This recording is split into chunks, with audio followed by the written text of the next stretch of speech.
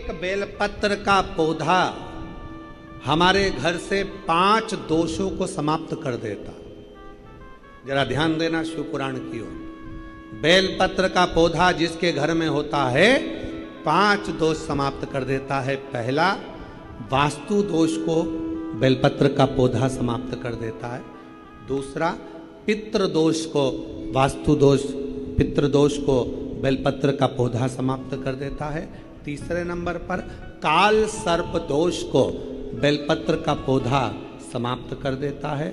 चौथे नंबर पर अगर घर में वंश नहीं बढ़ रहा है, वंश की समाप्ति हो गई है, संतान का सुख किसी के यहाँ नहीं हो रहा, तो वो दोष, वंश दोष को भी वो नाश समाप्त कर देता है।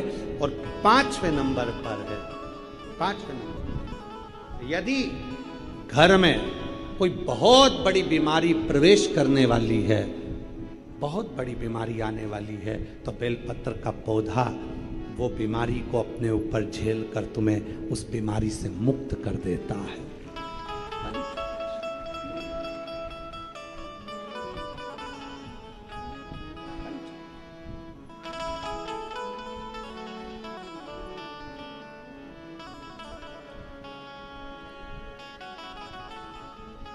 बेलपत्र का पौधा कई दोषों के निवारण के लिए मूल होता है। इसीलिए कहते हैं जब कोई बहुत तकलीफ में आ जाओ, बहुत कष्ट में आ जाओ, बहुत परेशानी में आ जाओ, हर तरह से जब लगने लगे कि हर तरह से कोई सुख नजर ही नहीं आ रहा, कोई रास्ता ही नहीं, एक पत्र है।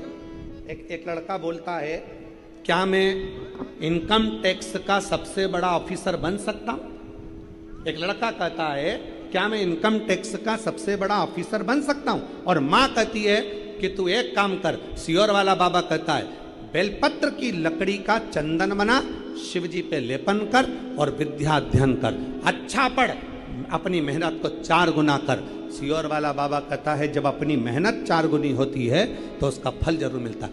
लड़के ने अपनी माँ से शर्त लगाया, क्या मैं इनकम टैक्स का बड़ा ऑफिसर बन सकता हूं? और माँ ने कह दिया, दुनिया का ऐसा कोई पद नहीं है जो तुझे नहीं मिल सकता, बस मेहनत करना पड़ेगी, लगन लाना पड़ेगी, रात दिन एक करना पड़ेगा। और बेटे ने पत्र लिखा है, पत्र देखिएगा।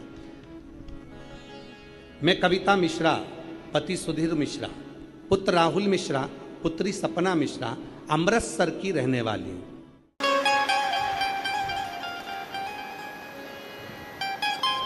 तब दर्शन करने में समझ आया कि चांदी का वहां पर रखा था, इसलिए ताला लगा। तो मेरे भोलेनाथ, इसलिए तुमसे कहते हैं कि कथा में आना तो चांदी और सोना लेकर मत आना।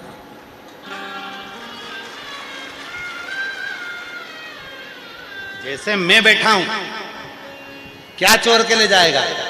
ले जा भस्म, बेलपत्री, पानी, फूल, धतूरा, क्या लेकर जाएगा? अड़भंग बैठा है। मेरे भगवान विष्णु के बैकुंठ में 7 दरवाजे हैं, ब्रह्मलोक में 9 दरवाजे हैं, इंद्रलोक में 22 दरवाजे हैं, अन्य लोकों में इतने इतने दरवाजे हैं। केवल एक मेरे देव अधिदेव महादेव का कैलाश ऐसा है जिसमें कोई दरवाजा नहीं है। अलमस्त होकर बैठा, अलमस्त।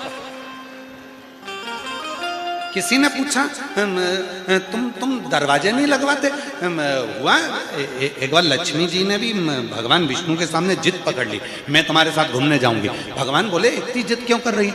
मैं रोज देखती हूँ, शाम का समय होता है, प्रदोष काल होता है, और शंकर भगवान अपनी पार्वती को घुमाने ले जाते हैं। तुम मेरे को आज तक कहीं लेकर नहीं गए, मुझे लेकर चलो।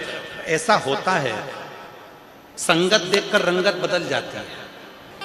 जब वो निकलती है तो उसको देखकर मन में आता है, मैं भी इनके साथ जाऊंगी। मतलब संगत का रंगत हुआ ना, तो उसके मन में आया कि मुझे भी जाना है, मुझे भी जाना है। तो पार्वती जी के देखकर कि शिव जी के साथ पार्वती जी रोज चल देती हैं। प्रदोष काल हुआ, प्रदोष का समय हुआ और चल दिया। और भगवान उसी समय पर मन में आया, उसी समय विचार आया कि बाबा रोज जाते हैं तो मुझे भी जाना है। अब लक्ष्मी जी ने भगवान विष्णु से कहा कि तुम मुझे घुमाने लेके चलो। भगवान विष्णु कहने लगे, चल हो जा तैयार। लक्ष्मी जी तैयार होने गई,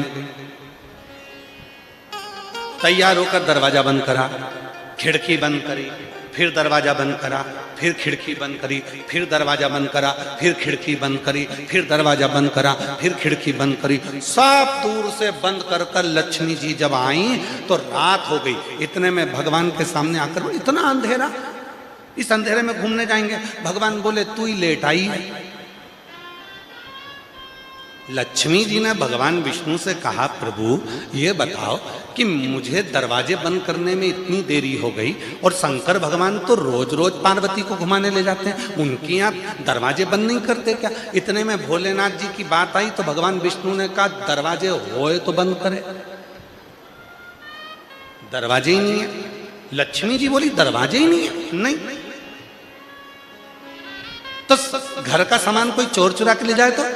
भगवान नारायण ने कहा चुराने की भी दम चाहिए। पहली बात तो अंदर कुछ होए तो ले जाए।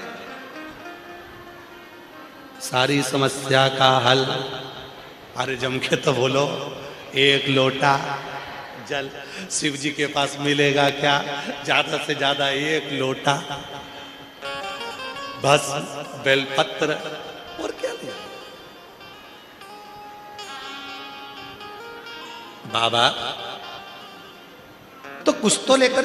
तो भगवान नारायण ने कहा उनको भय नहीं है, जब दोनों घूमने जाते हैं तो अपने गले का से नाग उतार कर दरवाजे पे छोड़ जाते हैं। किसके बाप में धम है? अंदर आ जाए। किसके पिता में बल है? आओ अंदर। दरवाजे पे बैठा है वासुकी नाग, कौन अंदर जाएगा? महाराज कौन भीतर जाए? अब अंदर जाए भी तो जाए कौन, भीतर जाए भी तो जाए कौन? शिव क्या है? दरवाजा नहीं है उसके यहाँ, उसके यहाँ दरवाजा है। वो दरवाजा रखता ही नहीं है। क्यों? जो घर का बुजुर्ग होता है, घर का जो बड़ा होता है, घर का जो बड़ा होता है, उसका दरवाजा हमेशा खुला हुआ होता है। कब बड़ी बहू को, छोटी बहू को, पोते को, पोती को, नाती को, पंती को कब जरूरत पड़ जाए, इसलिए घर का दादा दादी, घर का नाना नानी, घर का बुजुर्ग व्यक्ति अपने दरवाजे को बंद कर कर नहीं सोता, दरवाजा खोल कर सोता है, कब बच्चों को जरूरत पड़ जाए। उसी तरह मेरा देव अधिदेव महादेव है, वो दरवाजा खोल कर रखता है कि तुम्हें जब मेरी जरूरत पड़े तब आई।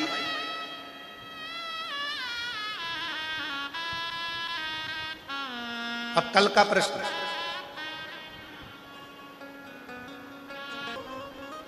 देखो हम तो कहते हैं कि तुम रोज मंदिर जाओ। बोलो बोलो, बोलते कि नहीं बोलते? रोज मंदिर जाओ एक लोटा जल चढ़ाने के लिए। तो आप मंदिर जाने को इतना प्रेषित क्यों करते हो? मंदिर जाओ, एक लोटा जल, सारी समस्या का हल। मंदिर में जाओ, अपने घर के पास के मंदिर में जाओ, रोज मंदिर में जाओ, अपने घर के पास के मंदिर में जाओ, एक लोटा जल चढ़ाने जाओ। तो तुम इतना प्रेशर क्यों करते हो? कारण क्या? तो उनके लिए हमारा उत्तर केवल एक है, रोज प्रतिदिन जब तुम मंदिर में जल चढ़ाने जाओगे, और रोज का नियम है, शिव महापुराण में, स्कंद पुराण में, लिंग पुराण में, नर्मदा पुराण में, कुर्म पुराण में, मत्स्य पुराण में वर्णन आता है कि प्रतिदिन भगवान शंकर अपनी पार्वती के साथ में मंदिर से निकलकर भ्रमण को जाते हैं। जो मंदिर हमारे नजदीक में होता है उस मंदिर में से निकलकर भगवान शंकर रोज अपनी पार्वती के साथ भ्रमण को निकलते हैं। अब तुम्हारा इधर से आना हो रहा है, उधर से उनका आना हो रहा है,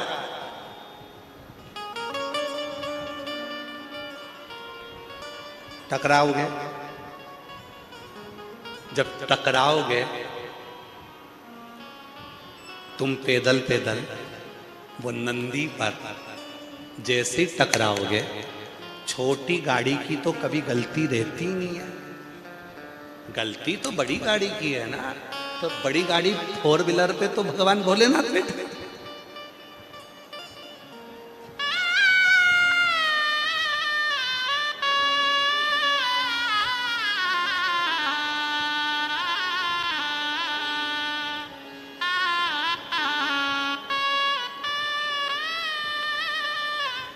कभी तो टकराओगे, कभी तो आमना सामना होगा।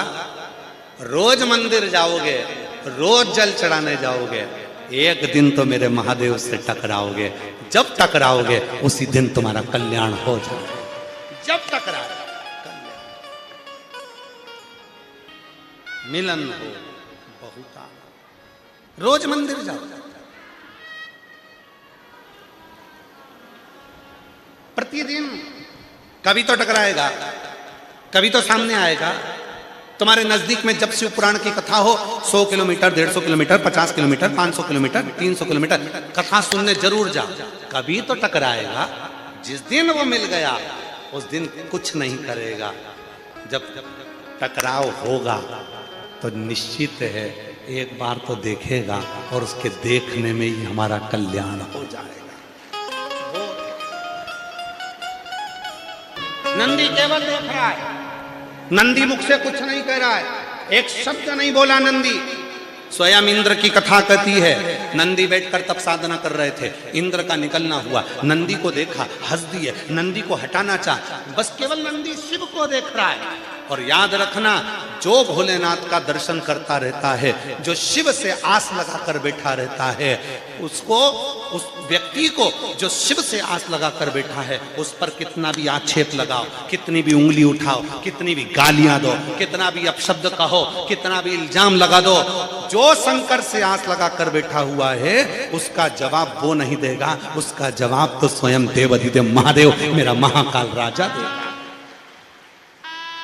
तुम तो बैठो बस, तुम्हें कुछ नहीं बोलना है, तुम्हें कोई शब्द नहीं कहना है, तुम्हें एक शब्द भी नहीं बोलना है, तुम्हें तो केवल बैठकर उसका दीदार करना है। उसका एक कथा आती है, बड़ी बड़ी सुंदर कथा है।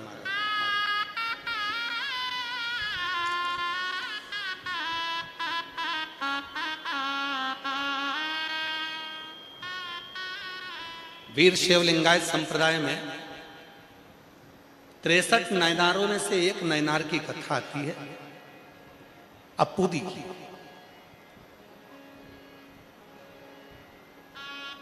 अप्पूदी अड़िगल की कथा।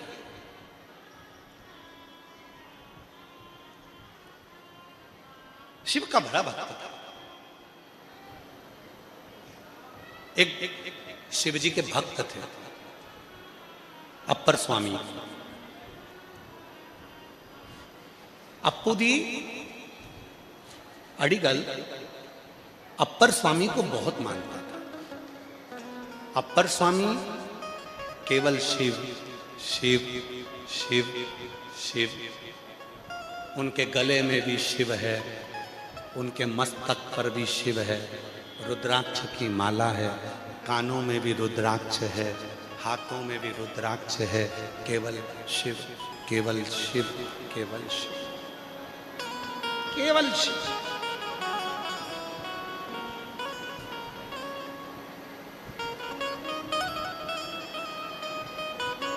अप्पूदी अड़िगल अप्पर स्वामी को बहुत मानता था, क्योंकि अप्पर स्वामी शिव के परम भक्त, शंकर के परम दास।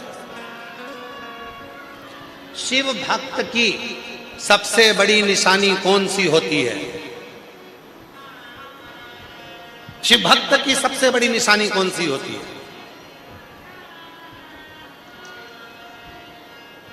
जल्दी उत्तर दो। हे दूधनाल वालों, उमरगा वालों, उत्तर दो। शिव भक्त की सबसे बड़ी निशानी कौन सी होती है? शिव भक्त की सबसे बड़ी निशानी होती है, दुनिया के लोग चाहे गाली दें, दुनिया के लोग चाहे अपशब्द कहें, दुनिया के लोग चाहे ताने दें, दुनिया के लोग चाहे कोसें, दुनिया के लोग चाहे श्राप दें, दुनिया के लोग चाहे बद्दुआ दें, उसके बाद भी वो अपने मुख से उसके लिए कभी गलत ना बोले, उसके भीतर शीतलता शांति हो, वो भगवान शिव का परम भक्त कहलाए। शिव भक्त की निशानी नहीं बोलना, जवाब देना ही नहीं। पति के साथ घूमने जाओ, धर्म पत्नियों से निवेदन है, पति के साथ घूमने जाओ और मान लो पति के साथ घूमते घूमते घूमते घूमते बीच में कोई साइकिल वाला टकरा गया तुम्हारी साइकिल से, गिर गई तुम झगड़ा करोगी कि पति झगड़ा करेगा? उत्तर तो दो। जिसको अपने पति पर भरोसा नहीं है तो वो खुद करेगी। रुक जा, अभी तक बताती हूँ, रुक जा। तूने मुझे समझ के रखा है? दूधनाल की रहने वाली हूं, तेरे को छोड़ूंगी? धाराशिव जिले से हूं, लातूर से हूं, गुलबर्गा से हूं, बिदर से हूं, तो मुझे जानता क्या। और जिसको अपने पति पर भरोसा है, पति कह भी रहा है तू तो चुप हो जा, मैं बोल दूंगा, तू चुप तो हो, तू तो शांति रह, तू चुप हो जा, मैं बोल रहा हूं ना। तो पत्नी बोलो ना, तो तुम बोलो, बोलो तुम, बोलो बोलो तुम। ए भाई, शिव महापुराण की कथा कहती है अगर उस पर भरोसा है, इंतजार करना, तुम्हें जवाब देने की जरूरत नहीं है। जवाब तुम्हारा पति देगा, जवाब तुम्हारा परमेश्वर देगा, जवाब तुम्हारा पिता देगा। तुम क्यों जवाब देते हो? नहीं देगा।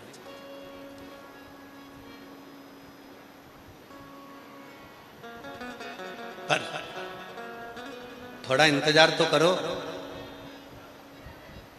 भला किसी का कर ना सको तो बुरा किसी का मत करना, और फूल नहीं बन सकते तो कांटे बनकर मत। कथा करते करते 30 साल से लगभग हो गए। इस व्यासपीठ ने जिस महिला की उम्र 52 साल हो गई तो भी उसके गर्भ से परमात्मा ने बच्चा दिया है, व्यासपीठ ने देखा।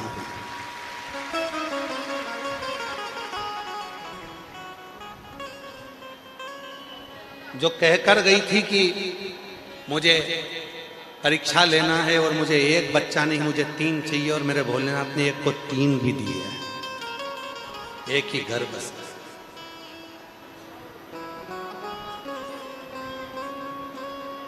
इस व्यासपीठ ने देखा जिस बीमारी का कोई इलाज नहीं है, जिस पर कोई उठकर नहीं बैठ सकता, इस व्यासपीठ ने वो भी देखा कि वो भी चला।